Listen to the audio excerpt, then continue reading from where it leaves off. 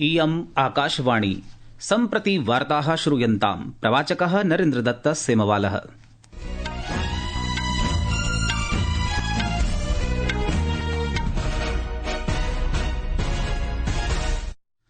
आदौ मुख्यवार्ताः।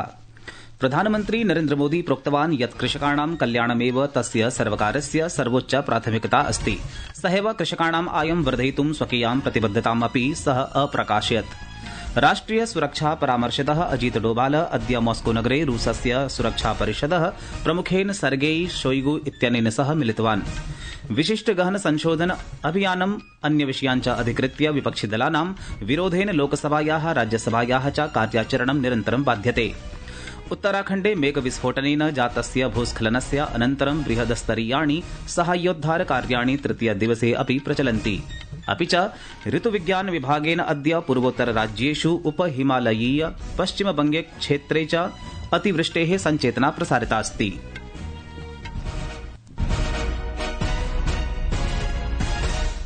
अथ वार्ताः विस्तरेण। प्रधानमन्त्री नरेन्द्र मोदी प्रोक्तवान् यत् भारतं स्वकीयानां कृषकाणां मत्स्यपालकानां च हितविषये कदापि सन्धिं न करिष्यति।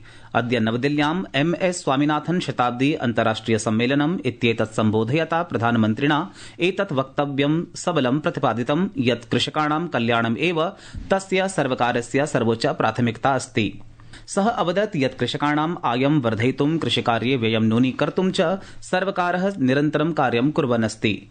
सः अकथयत् यत् सर्वकारेण कृषकाणां शक्तिः राष्ट्रप्रगत्याः आधाररूपेण अंगीकृता अस्ति।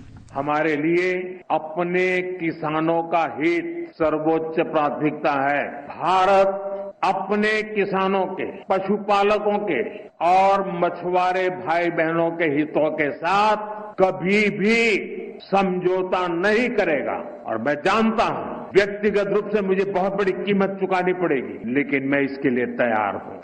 अद्य भारतं जगति दुग्धधान्यजूटानां प्रथमोत्पादकः देशः अस्ति इति प्रधानमन्त्रिणा प्रकाशितम्। सः अवदत् यत् गतवर्षे भारते खाद्यान्नस्य सर्वाधिकम् उत्पादनं संसूचितम्। सः अवदत् यत् गतवर्षे भारते खाद्यान्नस्य सर्वाधिकम् उत्पादनं संसूचितम्। सः अवदत् यत् डॉ स्वामिनाथनवर्यः भारतं खाद्योत्पादने स्वावलम्बनं प्रति नेतुम् आन्दोलनस्य नेतृत्वं कृतवान्। सः जलवायु प्रतिरोधिनां सस्यानाम् अधिकाधिकान् सस्यप्रकारान् उष्ण प्रतिरोधि सस्यानि च विकसितुं ध्यानस्य आवश्यकतां सबलं प्रतिपादितवान्।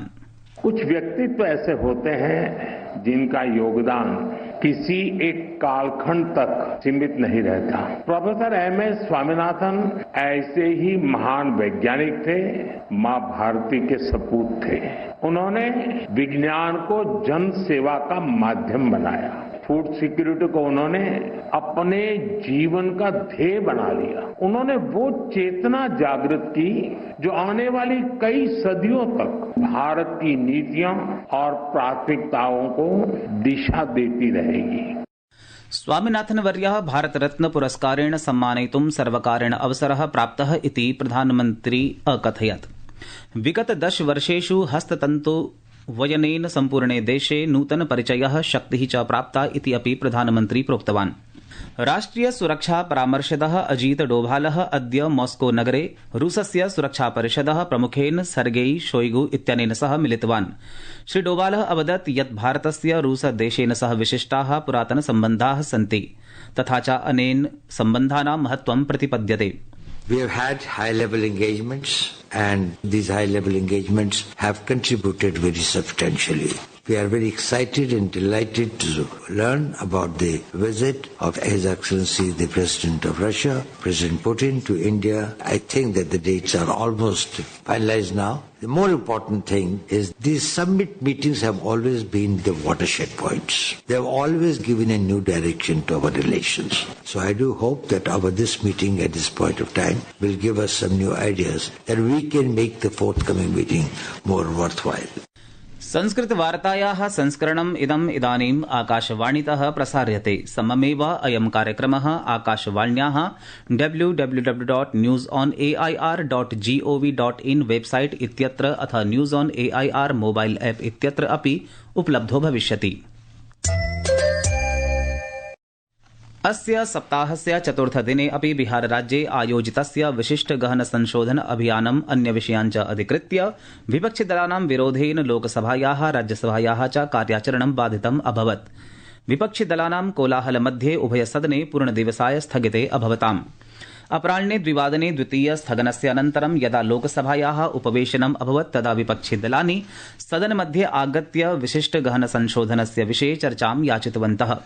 कोलाहलमध्ये एव सभया मणिपुर वस्तु सेवा करस्य संशोधन विधेयकं मणिपुर विनियोगस्य विधेयकं च स्वीकृतम्। विशिष्ट गहन संशोधनम् अधिकृत्य विपक्षिदलानां निरन्तरं विरोध प्रदर्शनं दृष्ट्वा पीठासीनाधिकारी असन्तोषं प्रकटितवान्। तेन चर्चायां भागं स्वीकृत्य स्वकीयानां संवैधानिक कर्तव्यानां पालनं कर्तुं ते सांसदाः स्मारिताः। कोलाहलमध्ये अध्यक्षेण सभा पूर्णदिवसाय स्थगिता। राज्यसभायामपि एतादृशानि एव दृश्यानि द्रष्टुमागतानि। अपराह्ने 2 वादने प्रथमस्य स्थगनस्य अनन्तरं यदा सभा समारब्धा तदा विपक्षिदलानि विशिष्ट गहन संशोधन विषये उच्चैर्घोषं कर्तुम् आरभन्त। कोलाहलमध्ये सभया तटीय नौवहन विधेयकं स्वीकृतम्। राज्यसभायां विपक्षस्य नेता मल्लिकार्जुन खड़गे अवदत् यत् विपक्षिदलानि विशिष्ट गहन संशोधन विषये समर्थनं दातुं सज्जानि सन्ति, परञ्च सभायाम् अस्मिन् विषये चर्चायाः अनुमतिः अवश्यं प्रदातव्या। पीठासीनाधिकारी अवदत् यत् विरोधं कुर्वन्तः सांसदाः सभायां शिष्टाचारं न पालयन्ति। कोलाहलमध्ये अध्यक्षेण सभा पूर्णदिवसाय स्थगिता। उत्तराखण्डे उत्तरकाशी मण्डलस्य धराली हरसिल क्षेत्रयोः मेघविस्फोटस्य भूस्खलनस्य च अनन्तरम् अद्य बृहदस्तरीयाणि साहाय्योद्धारकार्याणि तृतीयदिने अपि प्रचलन्ति। सेना, आरक्षि, एनडीआरएफ, एसडीआरएफ, आईटीबीपी, नागरिक प्रशासन चेत्यादीनां प्रायः 18,500 कर्मचारिणः उद्धार प्रयासेषु सक्रियरूपेण संलग्नाः सन्ति। तत्रैव 14,800 अतिरिक्त कर्मचारिणः साहाय्यार्थं सज्जाः सन्ति। अस्यां घटनायां 50 तोऽप्यधिकाः जनाः लुप्ताः सन्ति इति सूचनास्ति। तेषु एकः भारतीय सेनायाः जेसीओ, 8 सैनिकाः च सन्ति। उद्धारावधौ 9 सैन्यकर्मिणः, 3 नागरिकाः विमानेन देहरादून नगरं प्रति प्रेषिताः। गंभीररूपेण घातिताः 3 नागरिकाः एम्स ऋषिकेशं प्रति प्रेषिताः सन्ति। प्रधानमन्त्रिणा नरेन्द्रमोदिना अद्य राष्ट्रिय हथकरघा दिवस इत्यस्मिन् अवसरे देशवासिभ्यः शुभकामनाः प्रदत्ताः। एकस्मिन् सामाजिक सन्देशपटले प्रकाशिते सन्देशे श्रीमोदी अकथयत् यत् एषः दिवसः भारतस्य समृद्धवयन परम्परायाः रूपेण आचर्यते, येन नागरिकाणां रचनात्मकतायाः प्रदर्शनं क्रियते। प्रधानमन्त्रिणा भारतस्य हस्तवयन वैविध्यम्, आजीविकां, समृद्धिं च अग्रे नेतुम् अस्य भूमिकां सहर्षं प्रशंसिता। निर्वाचनायोगः अद्य उपराष्ट्रपति निर्वाचनाय नामाङ्कनं प्रख्यापितुम् अधिसूचनां प्रकाशितवान्। अस्य मासस्य 21 दिनाङ्कं यावत् उपराष्ट्रपतिपदाय नामाङ्कनं विधातुं शक्यते। निर्वाचनं च सितम्बर मासस्य 9 दिनाङ्के भविष्यति। विगतमासे उपाध्यक्षपदात् जगदीप धनखडः इत्यस्य त्यागपत्रप्रदानानन्तरम् एतत् निर्वाचनम् आवश्यकमस्ति। एतत् 70तमम् उपराष्ट्रपति निर्वाचनं भविष्यति। अवधेयं यत् उपराष्ट्रपति निर्वाचनम् एकेन निर्वाचकमण्डलेन क्रियते, यस्मिन् लोकसभायाः, राज्यसभायाः च सदस्याः सम्मिलिताः भवन्ति। अधिसूचनायाः अनुसारं पदेच्छुकाः प्रत्याशिनः अस्य मासस्य 21 दिनाङ्कं यावत् स्वकीयं नामाङ्कनं कर्तुं शक्नुवन्ति। नामाङ्कनपत्राणाम् अन्वीक्षणम् अगस्त मासस्य 22 दिनाङ्के भविष्यति। अपि च नामाङ्कन प्रत्यावर्तनस्य अन्तिमा तिथिः अस्य मासस्य 25 दिनाङ्कः अस्ति। मतानां गणना सितम्बर मासस्य 9 दिनाङ्के भविष्यति। जम्मूकश्मीरस्य धामपुर जनपदे अद्य केन्द्रीयारक्षिबलस्य 3 सुरक्षाकर्मिणः नीयमानम् एकं वाहनं मार्गात् स्खलितो भूत्वा नालिकायाम् अपतत्, येन तेषां मृत्युरभवत्। अन्ये 15 सैनिकाः च व्रणिताः अभवन्। ऋतुविज्ञान विभागेन अद्य अरुणाचल प्रदेशे, मेघालये, नागालैंड राज्ये, मणिपुरे, मिजोरमे, त्रिपुरायाम् उप हिमालयीय पश्चिम बंगक्षेत्रे, सिक्किमे च अतिवृष्टेः नारंगवर्णीया संचेतना प्रसारिता अस्ति। उत्तराखण्ड हिमाचल प्रदेशयोः अस्य मासस्य 12 दिनाङ्कपर्यन्तं प्रचण्डवृष्टिः भविष्यति इति विभागेन संभावना प्रकटिता अस्ति।